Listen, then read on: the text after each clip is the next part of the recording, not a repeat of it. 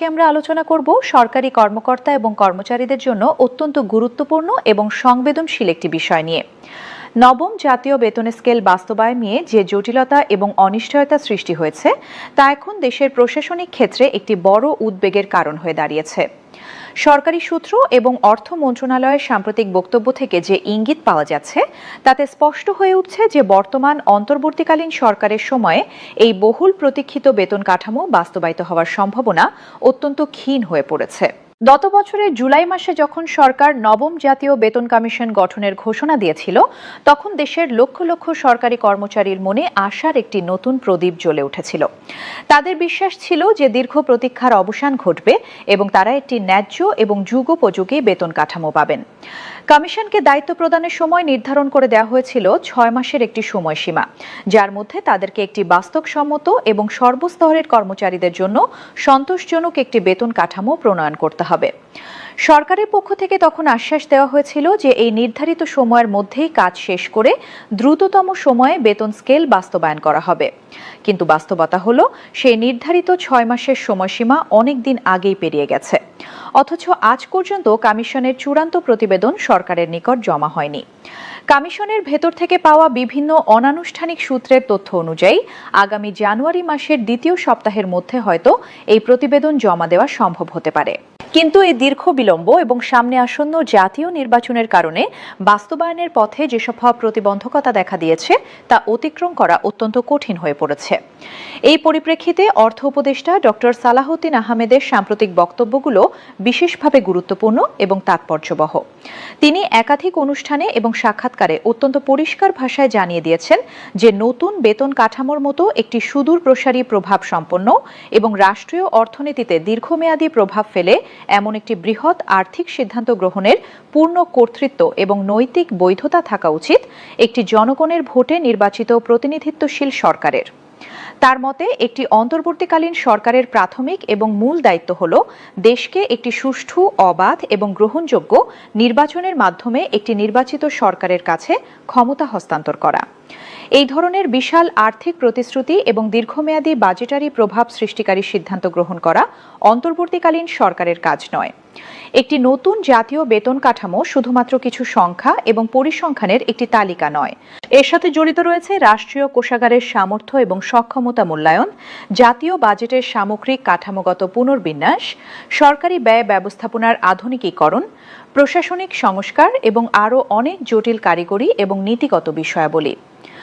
অর্থ উপদেষ্টার এই বক্তব্য এবং অবস্থান থেকে এটি পরিষ্কারভাবে প্রতীয়মান হচ্ছে যে সরকার এই বিশাল দায়িত্ব গ্রহণ করতে অনিচ্ছুক এবং তারা এই সিদ্ধান্ত পরবর্তী নির্বাচিত সরকারের উপর ছেড়ে দিতে চাইছে। নির্বাচন কমিশন কর্তৃক সম্প্রতি প্রকাশিত একাদশ জাতীয় সংসদ নির্বাচনের সময়সূচি পর্যালোচনা করলে দেখা যাচ্ছে যে আগামী 22শে জানুয়ারি থেকে নির্বাচনী প্রচারণা কার্যক্রম আনুষ্ঠানিকভাবে শুরু হবে।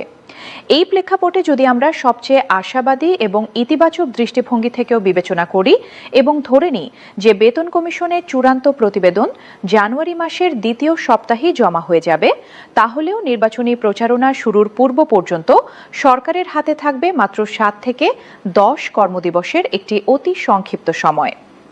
প্রশাসনিক আইন এবং নীতি বিশেষজ্ঞ, অর্থনীতিবিদ এবং সরকারি নীতি পরিকল্পনায় অভিজ্ঞ বিশ্লেষকদের সর্বসম্মত মতামত হল যে এই অতি স্বল্প সময়ের মধ্যে একটি বিস্তৃত, বহুমাত্রিক এবং কারিগরিভাবে অত্যন্ত জটিল একটি প্রতিবেদন পুঙ্খানুপুঙ্খভাবে বিশ্লেষণ করা, বিভিন্ন সংশ্লিষ্ট মন্ত্রণালয় এবং বিভাগের সাথে প্রয়োজনীয় সমন্বয় সাধন করা, তাদের মতামত এবং পরামর্শ গ্রহণ করা, মন্ত্রিপরিষদ বিভাগের চূড়ান্ত অনুমোদন লাভ করা এবং সবশেষে সরকারি গেজেট আকারে প্রকাশ করা কার্যত একটি অসাধ্য এবং অসম্ভব কাজ। যারা সরকারি প্রশাসনিক কাঠামো এবং সিদ্ধান্ত গ্রহণ প্রক্রিয়া সম্পর্কে গভীর জ্ঞান এবং অভিজ্ঞতা রাখেন তারা সকলেই জানেন যে এই ধরনের একটি গুরুত্বপূর্ণ, সুদূর প্রসারী এবং জাতীয় অর্থনীতিতে ব্যাপক প্রভাব বিস্তারকারী একটি প্রতিবেদন পর্যালোচনা এবং চূড়ান্তকরণের জন্য স্বাভাবিক পরিস্থিতিতে ন্যূনতম 3 থেকে 6 মাস সময় প্রয়োজন হয়। এই প্রক্রিয়ায় প্রথমে প্রতিবেদনটি সংশ্লিষ্ট প্রধান মন্ত্রণালয়ে পাঠানো হয়। সেখানে বিভিন্ন শাখা এবং অধিশাখা পর্যায়ে বিশদ বিশ্লেষণ করা হয়, প্রয়োজনীয় সংশোধনী এবং সংযোজনী প্রস্তাব করা হয় এরপর তা অন্যান্য সংশ্লিষ্ট মন্ত্রণালয় যেমন অর্থ মন্ত্রণালয়, পরিকল্পনা মন্ত্রণালয়, প্রশাসন মন্ত্রণালয় এবং অন্যান্য সংস্থায় পাঠানো হয় তাদের বিশেষজ্ঞ মতামত এবং পরামর্শের জন্য। সকল মতামত সংগৃহীত এবং সংকলিত হওয়ার পর একটি চূড়ান্ত খসড়া প্রস্তুত করা হয়, যা মন্ত্রিপরিষদ বিভাগে উপস্থাপন করা হয়। মন্ত্রিপরিষদ কর্তৃক অনুমোদিত হওয়ার পরই কেবলমাত্র সরকারি গেজেট প্রকাশের প্রক্রিয়া শুরু হয়। এই সম্পূর্ণ প্রক্রিয়াটি অত্যন্ত সময় সাপেক্ষ এবং জটিল। কিন্তু বর্তমান পরিস্থিতিতে এই সব কিছু সম্পন্ন করতে হবে মাত্র কয়েকটি দিনের মধ্যে, যা স্পষ্টতই অবাস্তব এবং অসম্ভব। প্রশাসনিক এবং অর্থনৈতিক বিশেষজ্ঞরা আরও উল্লেখ করছেন যে যদি কমিশনের প্রতিবেদন গত ডিসেম্বর মাসের প্রথম সপ্তাহে অথবা আরও আগে নভেম্বর মাসের শেষের দিকে জমা দেওয়া হতো, তাহলে সরকারের কাছে অন্তত 2 থেকে 3 মাসের একটি যথেষ্ট সময় থাকত প্রয়োজনীয় সকল প্রশাসনিক এবং আইনগত প্রক্রিয়া সম্পন্ন করার।